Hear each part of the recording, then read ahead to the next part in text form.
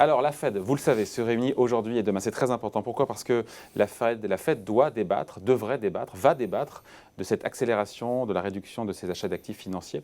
Sur fond d'inflation, on a eu les chiffres vendredi qui sont quand même proches de 7%. Bonjour Frédéric. Bonjour. Frédéric Rollin pour Pictet Asset Management. Cette flambée des prix, je le disais, elle est au plus haut depuis 1982. Ça ne nous rajeunit pas. Évidemment, ça met dans l'embarras, ça met mal à l'aise Jérôme Powell, qui doit réagir avec cette pression politique qu'il a aussi de Joe Biden, qui dévisse dans les sondages parce que les Américains n'aiment pas avoir les étiquettes, cette valse des étiquettes. Oui, en fait, l'inflation est fortement montée et jusque-là, on pouvait se dire, voilà, c'est plutôt temporaire.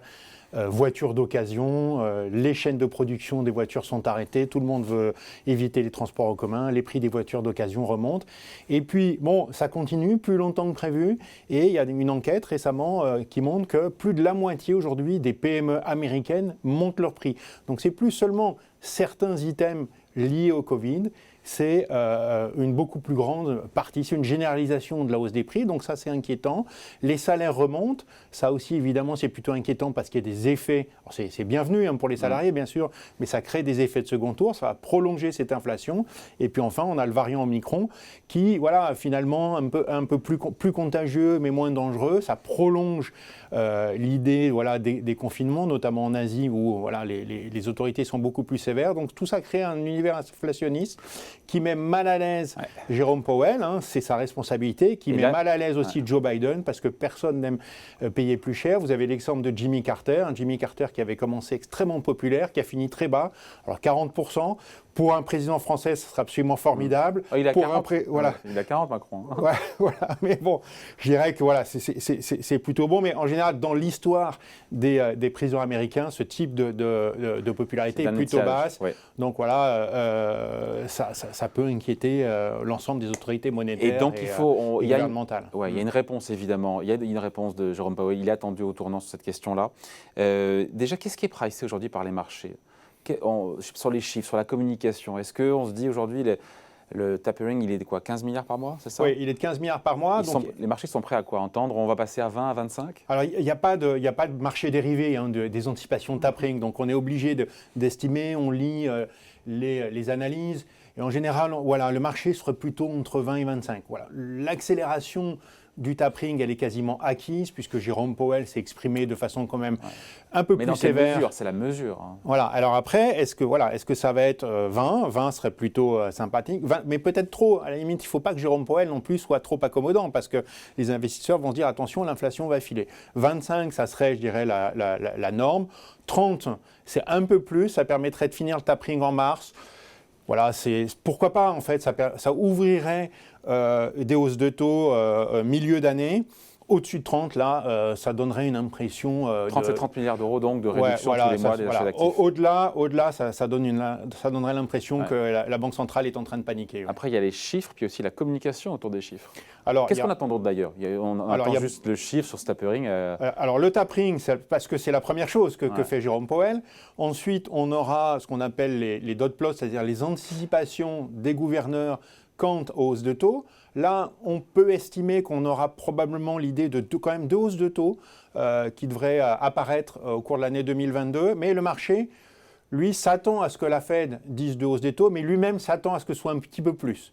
Donc à la limite, si la Banque centrale américaine met 3 hausses de taux, ça surprendrait, mais plus dans l'idée où là, ils sont en train quand même d'accélérer. Même si le marché pense qu'il faudra bien pas loin de 3 hausses de taux. Et il faut vraiment voir ça un petit peu en cordeau. C'est un peu tordu quand même. Voilà. Et puis ensuite, il y aura les anticipations d'inflation et les anticipations de croissance. Là, on n'attend pas grand-chose.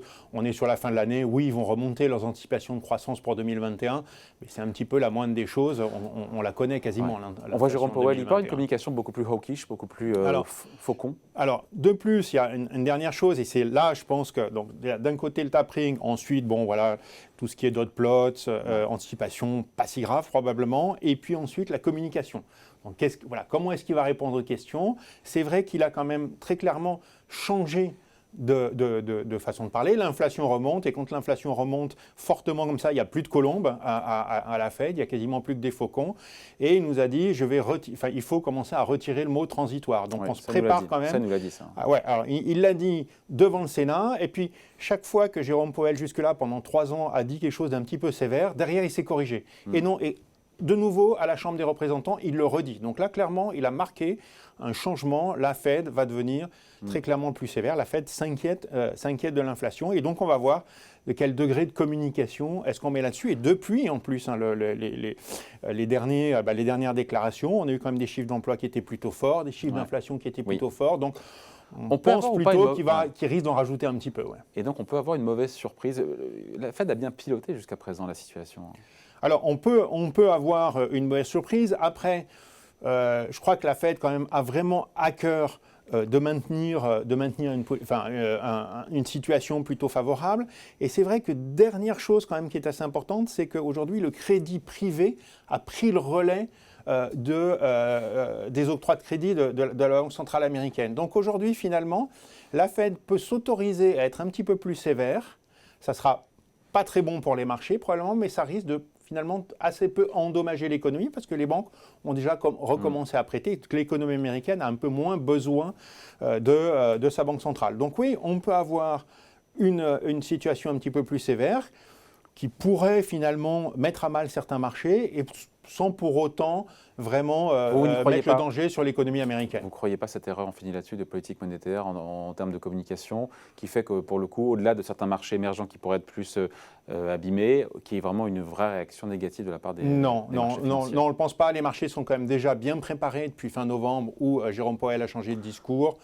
Les croissances bénéficiaires ont été très fortes, donc les marchés sont au plus haut, mais finalement en termes de multiples de valorisation, ça s'est fortement tassé. Il faudrait vraiment qu'il appuie très très fort sur le champignon pour que les marchés dévissent. Ça serait à ce moment-là une erreur, mais on ne voit pas bien pourquoi il le ferait. La situation s'est un peu aggravée depuis quelques semaines, mais ce n'est pas non plus aujourd'hui une accélération incontrôlable. Allez, merci beaucoup. Explication de point de vue signé Frédéric Rollin pour Pictet Asset Management. Merci Frédéric. Merci. Salut.